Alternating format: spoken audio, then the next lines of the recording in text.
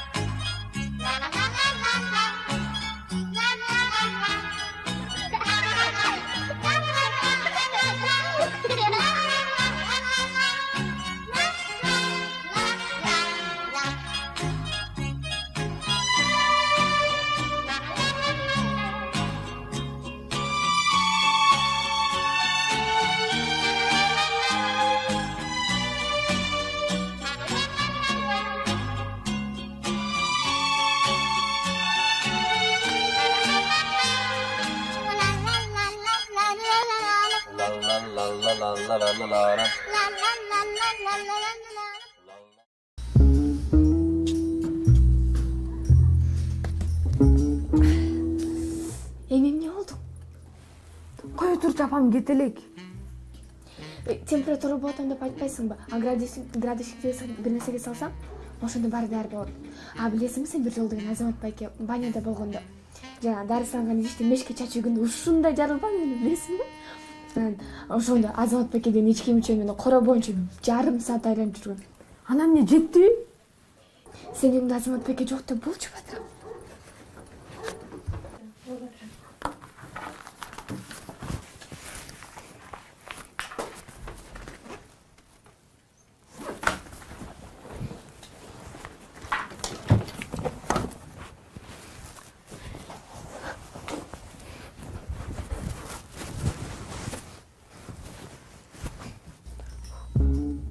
Эмне үчүн Айгүл максаттан градусникти сууга салууну суранды? Анткени апасын алдайын деди.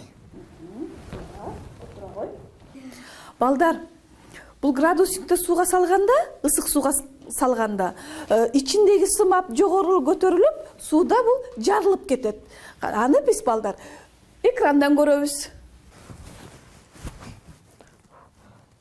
Апа, Өзүмдү жаман сезип турам.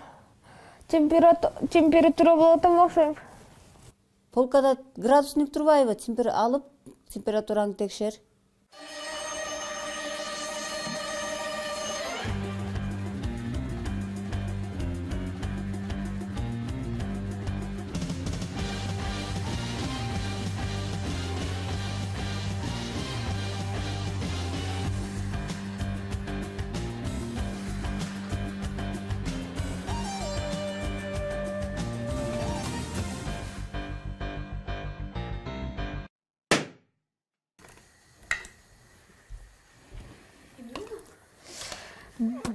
градусник сынып кетти, баары тең шорпого түштү. Издеп атам. Берсең мага.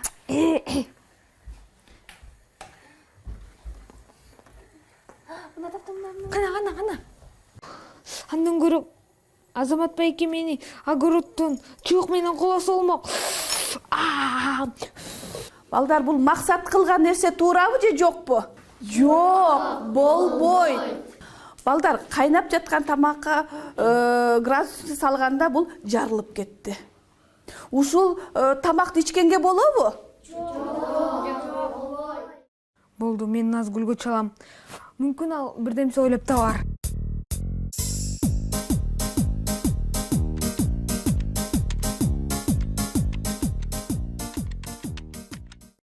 Температура өлчөгүч сынып калса эмне кыларды билесизби? Сымаптын буусу өтө күчтүү уу. Сымап майда бөлүкчөлөргө бөлүнүп, бөлмөнүн ичинде чачырайт. Сымаптын буусу жүрөктө, бөйрөктө, мээнин ичинде топтолуп, интоксикацияга, нерв системасынын бузулушуна алып келиши мүмкүн. Сымапты кантип чогултуу керек? Бөлүмдөн балдарды жана жаныбарларды чыгарыңыз. Маска жана атайын кийимди кийиңиз. Кийин колдонгон кийимдерди ыргытыңыз. Шыпыргы жана чаң соргучту колдонбоңуз. Сымапты лейкопластырь, жабышчак лента же атайын аспаптар менен чогултуңуз. Тамдарды, полду жана жаракаларды марганцовканын эритмеси менен жууңуз.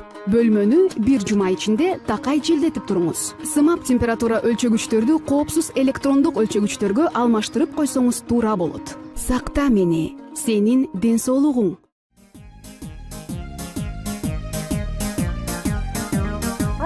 Рахмат, балам, рахмат. Кел отур. Эмне кылып атасың? Апа, кел атыш ойнойбуз. Кайдагы атыш, отур. Муздап калат тамак. Мен силерге азыр тамак куюп берейин, отур. Көрдүңүздөрбү, балдар? Мен таң калдым. Айгүл менен Максаттын апасынын балдарга тамак берейин деп жатканына. Апа, аны ичкенге болбойт. Мен ооруган жокмун. Мен сизди алдап койгом. Мен градусникти ысытайын деп түшүрүп алдым. Шорпого градусник сынып кетти. Балдар, Максат туура кылдыбы апасына айтып? Көрдүңөрбү, балдар? Эгерде Максат апасына айтпаганда, баары ууланып калмак. Эмне?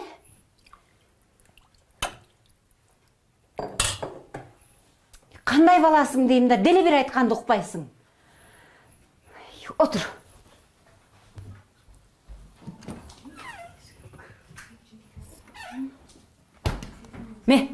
Мону алгыла дагы жолдон экөөң бөлүшүп жеп, сабаңарга эртерээк баргыла. Болгула.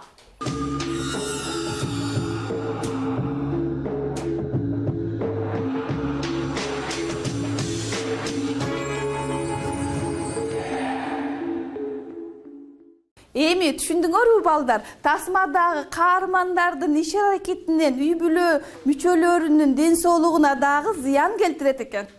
Апаңарга өзүңөрдүн кылган ишиңерди айтат белеңер? Сымапты балдар оозго эч качан салбаш керек.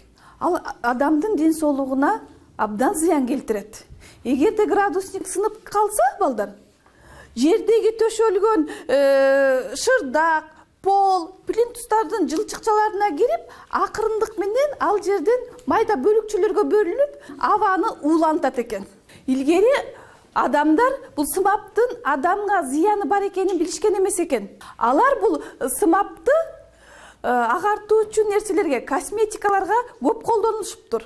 Окумуштуулар адамдардын сымаптан ууланганын изилдеп табышкан. Кана, балдар, билесиңерби, Моцарт деген ким болгон? Улуу композитор Моцарт мындан 200 жыл мурда 35 жашында каза болуптур, балдар. Ал окумуштуулардын божомолдоосу боюнча бул сымаптан ууланган экен. Балдар, силердин коопсуздугуңарды ойлоп, ата-энеңер градусникти өзүнүн капчыгына салып, өйдө алып коюу керек. Сынып калбаш үчүн абдан этияттык менен колдонуш керек. Балдар, эгерде өзүңөрдү жаман сезип турсаңар, ата-энеңерден градусник менен дениңерди текшерүүнү сураңгыла. ата энелерсиз градусникке тийбегиле. А эгерде градусник сынып калса, өз алдыңарча сымап бөлүкчөлөрүн чогултпагыла. Сөзсүз түрдө ата энелериңерге сымапты туура чогултууну айткыла. Дагы сынган градусникти сымаптын бөлүкчөлөрүн канализацияга, таштандыга салбаш керек. Пылесос шыпыргы менен шыпырып чогултпаш керек. Ушуну менен сабагыбыз аяктайт. Денеңер сак болсун, абайлагыла балдар.